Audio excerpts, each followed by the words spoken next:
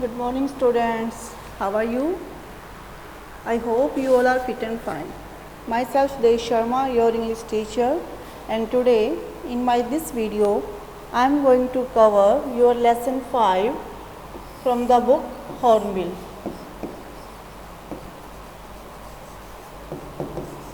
This is your chapter 5, and this chapter is written by Nani Palkhiwala. This chapter is about the green movement's role. Green moment आपको पता है, हरित क्रांति, ये जो हमारी अर्थ है उसको ग्रीन करने का जो एक तरह से मोमेंट राइज किया गया था कि हम जो अर्थ है उसको ग्रीन बनाएंगे, तो उसके ऊपर बेस्ड है हमारा चैप्टर कि इतना सब कुछ होने के बाद भी जो हमारा प्लेनेट है it is going to be weak, ये कमज़ोर हो रहा है। तो नानी पालखीवाला ने उन्हीं सारे इश्यूज को हाईलाइट किया है इस चैप्टर में। Let's start our chapter.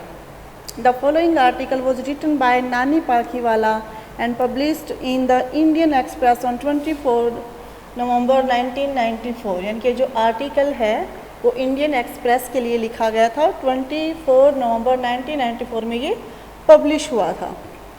The issues that he raised regarding the declining health of the earth continue to have relevance.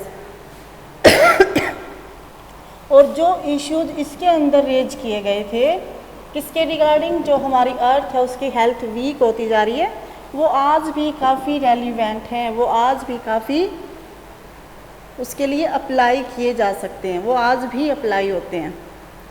One can not recall any moment in world history which has gripped the imagination of the entire human race so completely and so rapidly as the green movement which started nearly 25 years ago। तो जब ये chapter लिखा गया था, ये उस time की बात हुई कि आज से 25 साल पहले जो ग्रीन मूवमेंट स्टार्ट किया था, उस मूवमेंट के जितनी आज तक किसी भी मूवमेंट ने लोगों के माइंड पे इतनी जल्दी और इतनी पूरी तरह से होल्ड नहीं किया है। ग्रिप्ड हेयर इज होल्ड, कि इस मोमेंट की जो पकड़ लोगों के दिमाग पे थी आज तक और किसी भी मोमेंट की वो पकड़ नहीं हुई है। In 1972 the world's first nationwide green party was founded in New Zealand. 1972 में ग्रीन पार्टी को न्यूजीलैंड के अंदर स्टार्ट किया गया। Since then, the movement has not looked back. We have shifted one hopes irrevocably from the mechanistic view to a holistic view and ecological view of the world. कि जो हमारी thoughts थी,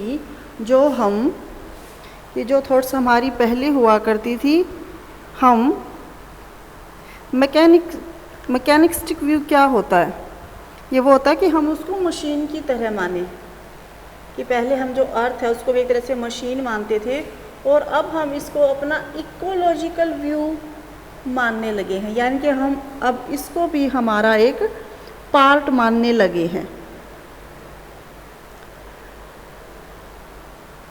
it is a shift in human perception as revolutionary, कि जो human की जो thinkings थी उनके अंदर ये काफ़ी रेवोल्यूशन, इसने क्रांति पैदा कर दी है। As introduced by Copernicus who told mankind in the 16th century that the earth and the other planet revolve round the sun. कि कोपरनिकस जिन्होंने 16th century में ये बताया था कि जो अदर प्लैनेट है और अर्थ है वो सन के अराउंड रिवॉल्व करते हैं, कि उस टाइम पे इससे जितनी रेवोल्यूशन हुई थी उतनी ही रेवोल्यूशन इससे हुई है। For the first time in human history there is a growing worldwide consciousness that the earth itself is a living organism. कि अब जो मानव इतिहास में उसमें पहली बार अब अर्थ को एक लिविंग ऑर्गेनिज्म माना जाने लगा है। ये माना जा रहा है कि जो अर्थ है वो भी एक लिविंग बीइंग है, उसको एक जीवित प्राणी माना जाना लगा है। It has its own metabolic needs and vital processes which need to be respected and preserved.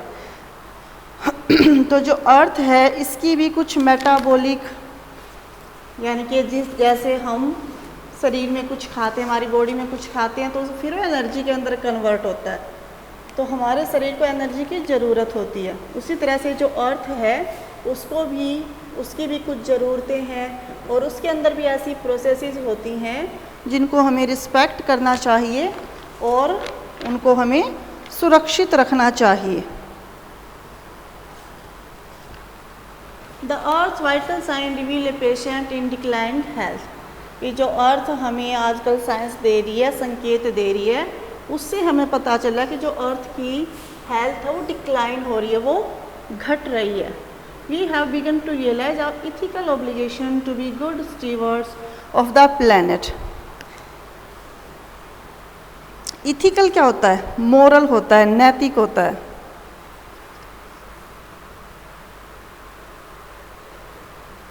कि हमने अब जो हमारे नैतिक कर्तव्य हैं अर्थ के प्रति या हमारे प्लेनेट के प्रति, उनको हमने रियलाइज करना स्टार्ट कर दिया है और अब जो हमारी फ्यूचर जनरेशन है उनके लिए हम रिस्पॉन्सिबल ट्रस्टीज़ बन रहे हैं। कि जैसे कोई ट्रस्टी होता है वो किसी भी संस्था को संभाल के रखता है ताकि वो हमेशा के लिए अच्छी बनी रहे, उसी तरह से हमें भी अर्थ को मेंटेन रखना है। The concept of sustainable development was popularised in 1987 by the world commission on environment. कि जो कॉन्सेप्ट है सस्टेनेबल डेवलपमेंट का, यानी ऐसी डेवलपमेंट, ऐसा विकास जिससे जो हमारे प्लेनेट के और रिसोर्सेज हैं वो भी ख़त्म ना हो, वो भी सस्टेन रहे, वो भी मेंटेन रहे। तो ये जो कॉन्सेप्ट है वो 1987 में पॉपुलर हुआ और ये वर्ल्ड कमीशन के द्वारा स्टार्ट किया गया था। In its report, it defined the ideas as development that meets the need of the present. तो इसमें जो रिपोर्ट दी गई उसमें क्या कहा गया कि डेवलपमेंट ऐसी हो जो प्रेजेंट की नीड को भी फुलफिल करे without compromising the ability of future generation to meet their needs. और इस तरह से हम फ्यूचर जनरेशन के ऊपर भी कोई इफेक्ट ना डालें कि हम उनके लिए कुछ रिसोर्सेज ना छोड़ें। Without stripping the natural world resources future generation would need. कि जो अर्थ है, हमारा प्लेनेट है, उसके ऊपर जो भी रिसोर्सेज हैं उनकी नीड हमारी फ्यूचर जनरेशन को भी होगी, तो हमें उसे मेंटेन रखना है। In the zoo at Lusaka Zambia there is a cage where the notice read. कि लुसाका जैम्बिया के अंदर एक केज है जहाँ पे एक मिरर रखा गया है और उस केज के ऊपर लिखा गया कि मोस्ट डेंजरस एनिमल। कि ये मोस्ट डेंजरस एनिमल के लिए केज है और जब भी कोई उसको देखता है तो उसे खुद का ही रिफ्लेक्शन दिखाई देता है। तो यानी कि जो ह्यूमन है वही सबसे बड़ा डेंजरस एनिमल है जो अर्थ को नुकसान पहुंचा रहा है। Thanks to the efforts of a number of agencies in different countries a new awareness has now dawned upon। Dawned upon means started. कि जो काफ़ी सारी ऐसी संस्थाएं हैं जो इस काम में लगी हुई हैं, उन्हीं के कारण ये सब कुछ स्टार्ट हो पाया है। It has realized the wisdom of shifting from a system based on domination to one based on partnership।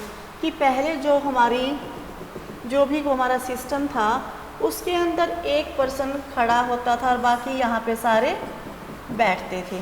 इसकी जगह जो थी थोड़ी ऊंची होती थी। तो पहले जो था वो डोमिनेशन का सिस्टम था और अब वो कैसा हो गया, पार्टनरशिप का हो गया। अब सारे एक साथ बैठते हैं। Scientists have catalogued about 1.4 million living species with which mankind shares the earth। Scientist ने कैटलॉग मीन्स लिस्टेड, ऐसे एक लिस्ट बनाई है जिससे पता चलता है कि जो हम अर्थ को इतनी सारी स्पीसीज के साथ शेयर करते हैं। Estimate very widely as regard the still uncatalogued living species. और इसके अंदर काफ़ी ऐसी सारी स्पीसीज भी है जिनको लिस्ट में नहीं लिया गया है क्योंकि उनके बारे में ह्यूमन बींग्स जानते ही नहीं है, बायोलॉजिस्ट जानते ही नहीं है। Biologist reckon that about 3 to 100 million other living species still languish unnamed in ignominious darkness. तो तो जो बायोलॉजिस्ट हैं वो क्या बिलीव करते हैं? लैंग्वेज होता है दुख में, इन सोरो।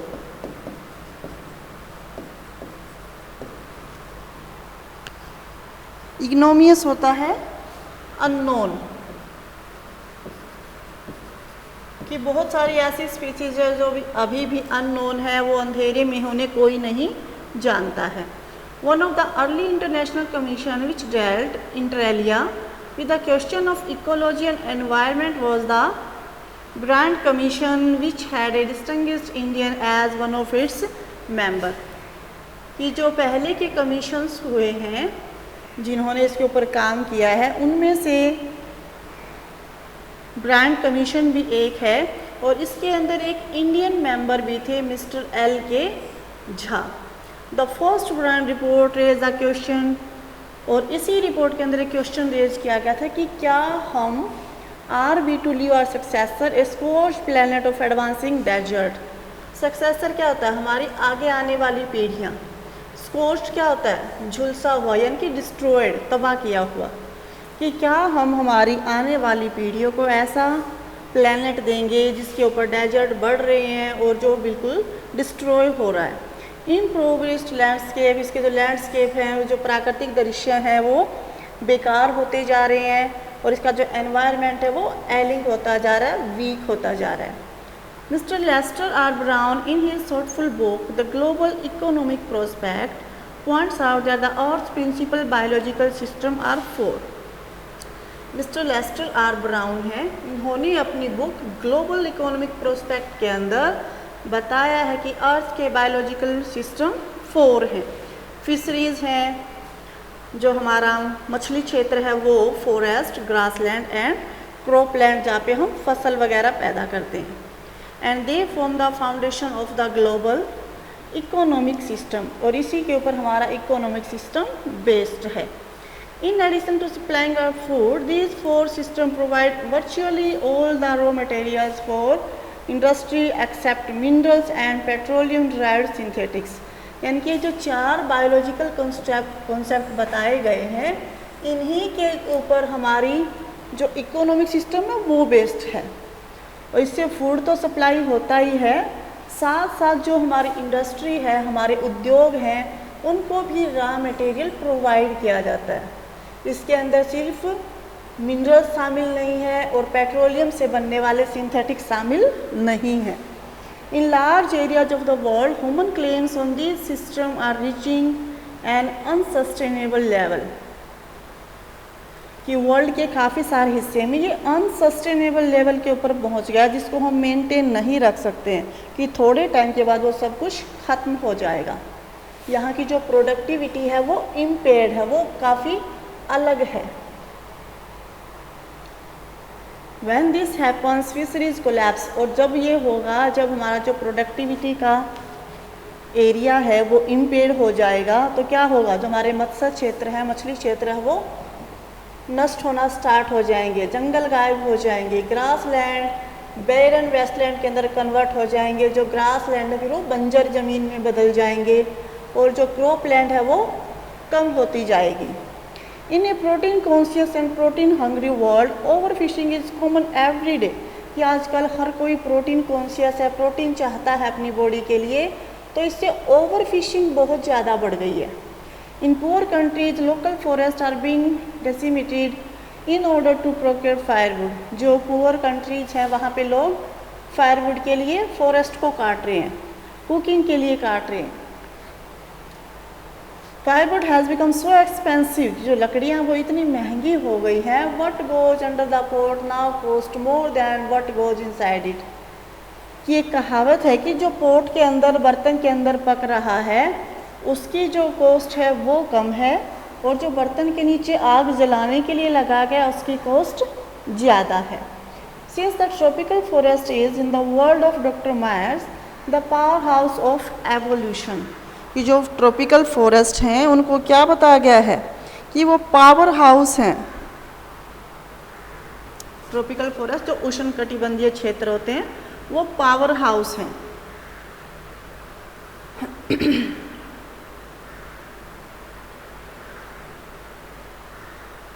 Several species of life face extinction as a result of the destruction. तो इससे जो काफ़ी सारी स्पीसीज हैं वो भी ख़त्म होती जा रही हैं। तो ये बिल्कुल ठीक कहा गया कि जो फॉरेस्ट हैं वो प्रिसीड करते हैं मैनकाइंड को, डेजर्ट्स फॉलो, और उसके बाद फिर डेजर्ट्स आते हैं। प्रिसीड होता है पहले आना, कि पहले वन आते हैं, उसके बाद ह्यूमन आता है, और उसके बाद डेजर्ट्स आते हैं। The world's ancient taxonomy of tropical forest is now eroding at the rate of 40 to 50 million acres a year. Eroding होता है रिड्यूस, कम होना, कि पहले जो फॉरेस्ट की ग्रोथ थी अब वो काफ़ी कम होती जा रही है। And the growing use of dung for burning deprives the soil of an important natural fertiliser. Dung जो होता है, जो गोबर होता है, जिसका लोग ईंधन के लोग में भी यूज करते हैं, तो वो जो हमारी अर्थ है, हमारी मिट्टी है, उससे एक नेचुरल फर्टिलाइज़र को ले रहे हैं, कि लोग वो अर्थ को डायरेक्ट नहीं मिलने दे रहे हैं, वो अपने चूल्हे वगैरह में जलाते हैं। तो इस तरह से जो सोइल है उसको नेचुरल फर्टिलाइज़र नहीं मिल पा रहा है। वर्ल्ड बैंक ने एस्टिमेट किया क्या है कि 5-fold increase in the rate of the forest planting is needed to cope with the expecting fuel with demand in the year 2000, कि 2000 में जो फ्यूल वुड की डिमांड थी उसके लिए कोऑपरेट करने के लिए फॉरेस्ट जो हमारा एरिया है उसको 5 गुना होना चाहिए, जो हमारा फॉरेस्ट का एरिया है। James Smith, the president of the world resources institute, said the other day, उन्होंने क्या कहा, we were saying that we are losing the forest at 1 acre a second, कि 1 सेकेंड में हम 1 एकड़ जो वन है उनको खो रहे हैं। But it is much closer to an acre and a half to a second, जबकि हम 1 सेकेंड में 1.5 एकड़ को लूज कर रहे हैं। Article 48A of the Constitution of India provides that the state shall endeavour to protect and improve the environment, कि जो इंडियन कॉन्स्टिट्यूशन है उनका 48 आर्टिकल में क्या प्रोवाइड किया गया है, कि जो स्टेट गवर्नमेंट है वो एनवायरनमेंट को इम्प्रूव करने के लिए काफ़ी सारे रूल्स रेगुलेशन बनाएगी, जो हमारे फॉरेस्ट हैं, वाइल्ड लाइफ है, उसको सेफ गार्ड की तरह प्रोटेक्ट करेगी। But what causes endless envy is the fact that laws are never respected nor enforced in India। envy होता है पेन, कि सबसे ज़्यादा पेन की बात यही है कि इंडिया में ना तो कानून को रिस्पेक्ट किया जाता है, ना ही उनको अच्छे से अप्लाई किया जाता है। उसके लिए एग्जाम्पल भी गिवन है। The constitution says that casteism, untouchability and bonded labour shall be abolished, कि इन चीज़ों को ख़त्म करना चाहिए। किसको? जाति प्रथा को, छुआछूत को, और जो बंधुआ मजदूरी होती है उसको। But they flourish shamelessly even after 44 years of the operation of the constitution, कि हमारे कॉन्स्टिट्यूशन को आए हुए 44 years हो गए, लेकिन अभी भी ये काफ़ी बढ़ रहे हैं। A recent report of our Parliament's Estimates Committee has highlighted the near catastrophic depletion of India's forest over the last 4 decades। Catastrophic depletion क्या होता है? ऐसी कमी जो हमारे लिए ट्रबल्स क्रिएट करे, ऐसी कमी जो हमारे लिए ट्रबल्स क्रिएट करे। तो पार्लियामेंट एस्टीमेट कमेटी ने क्या हाईलाइट किया कि जो लास्ट 4 डिकेड्स हैं उसमें इंडिया के फॉरेस्ट इस सिचुएशन पे पहुंच गए हैं जो हमारे लिए ट्रबल क्रिएट कर सकते हैं। ट्रबल क्रिएटिंग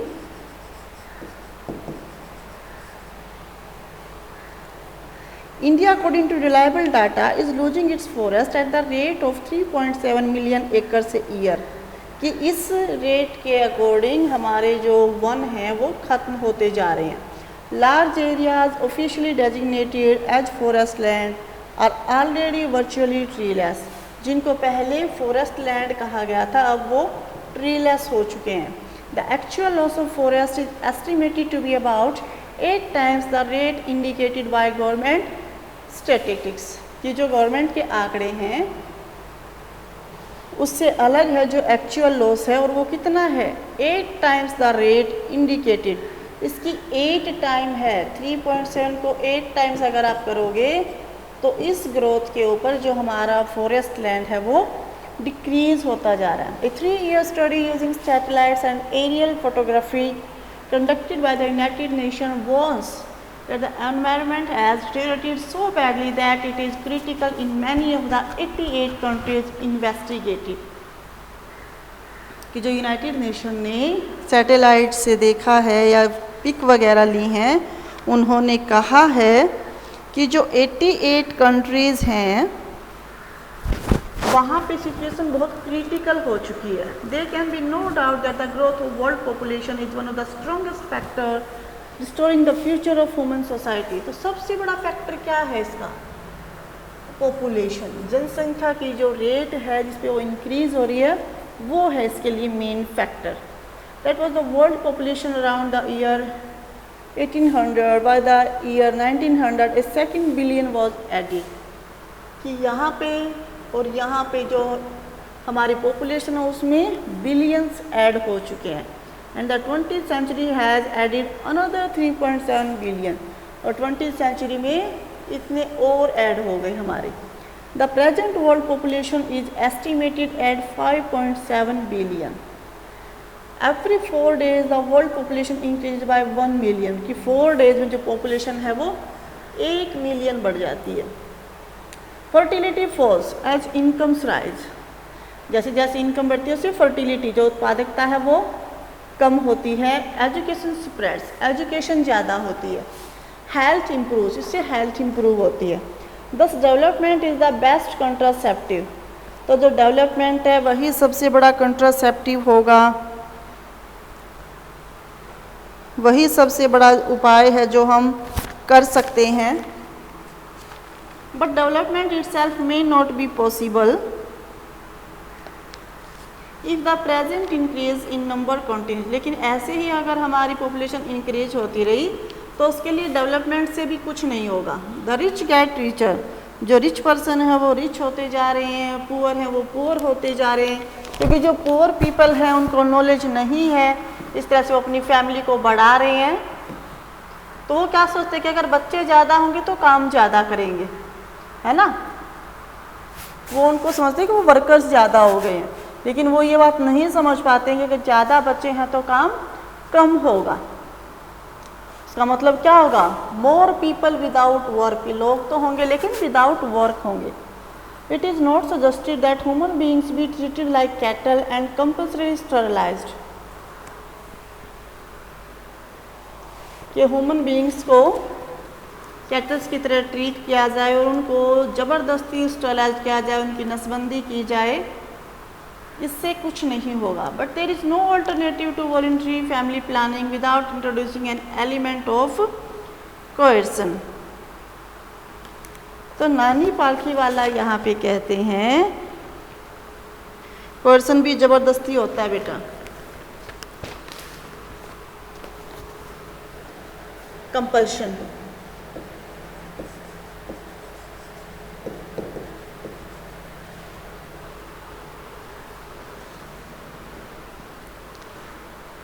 तो नानी पालकी वाला ये कहना चाहते हैं कि इसका मतलब ये नहीं है कि मानव को भी जानवरों के तरह ट्रीट किया जाना चाहिए, उन्हें भी ज़बरदस्ती बांझ बनाया जाए, उनकी नसबंदी की जाए। The choice is really between control of population and perpetuation of poverty. तो हमारे बीच में किस चीज़ के लिए चॉइस है? परपेटुएशन होता है किसी चीज़ को स्थायी बनाना, परमानेंट बनाना, कि हमें पॉपुलेशन को कंट्रोल करना चाहिए और जो पुअर्टी है उसको रोकने के लिए हमें एफर्ट्स करने चाहिए। The population of India is estimated to be 920 million today. कि इतनी मिलियन हमारी पॉपुलेशन है, लगभग ये 2000 की बात हो रही है। More than the entire population of Africa and south America put together. ये उनकी पॉपुलेशन को इकट्ठा कर दिया तो उनसे भी ज़्यादा है।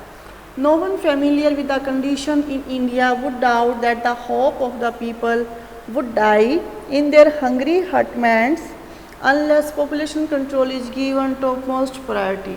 कि जब तक population को topmost priority नहीं किया जाएगा तब तक उस चीज़ का कोई भी हमें रिजल्ट नहीं मिलने वाला है। जो लोग हैं वो अपनी हार्ट्स में भूखे मर जाएंगे यदि हमने इसको अपनी फोरमोस्ट प्रायोरिटी नहीं बनाया तो। For the first time in human history we see a transcending concern कि अब हम जो हमारी ह्यूमन लाइफ है उसके अंदर ट्रांसेंडिंग कंसर्न क्या, बढ़ती हुई चिंता,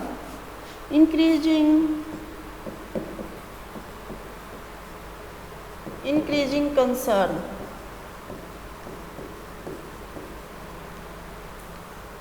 the survival not just to the people but of the planet, कि लोगों के लिए नहीं बचाना, उन्हें सिर्फ प्लैनेट के लिए भी बचाना है।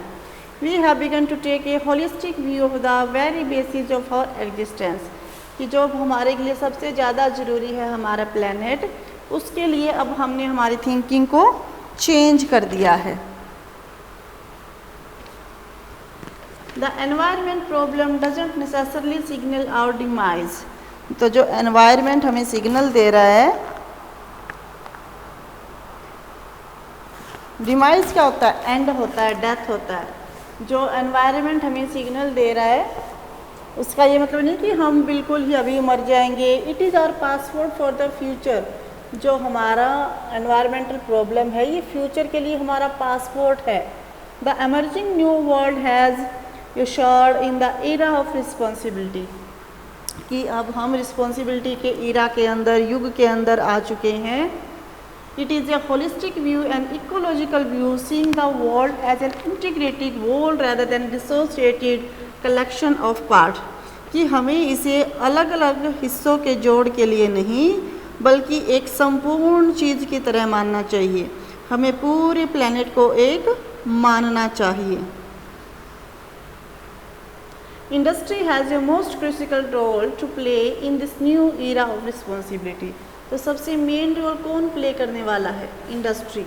What a transformation would be effected if more businessman share the view of the chairman of DuPont, यदि जो हमारे बिजनेस मैन हैं मिस्टर एडगर्स एस वुल्पर, इनका जो व्यू है यदि यही सेम व्यू अदर बिजनेसमैन का भी हो जाए, जिन्होंने 5 साल पहले डिक्लेयर किया था, क्या डिक्लेयर किया था, to be the company chief environmental officer, कि वो एनवायरमेंटल ऑफिसर बन गए थे अपनी ही कंपनी के, कि उन्होंने एनवायरमेंट के लिए भी काफ़ी कंसर्न दिखाई थी, उसको सुधारने के लिए काफ़ी एफर्ट्स किए थे। He said, our continued existence as a leading manufacturer requires what we excel in environmental performance, कि हम environmental performance जैसी करेंगे उसके हिसाब से ही हमारा मैन्युफैक्चर है वो एग्जिस्ट करेगा। Of all the statement made by Margaret Thatcher during the years of prime ministership, none has passed so decisively into the current coin of English usage as her fallacious words. Fallacious means appropriate.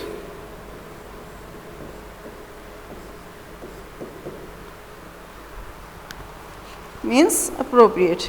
Decisively क्या होता है, निर्णायक रूप से।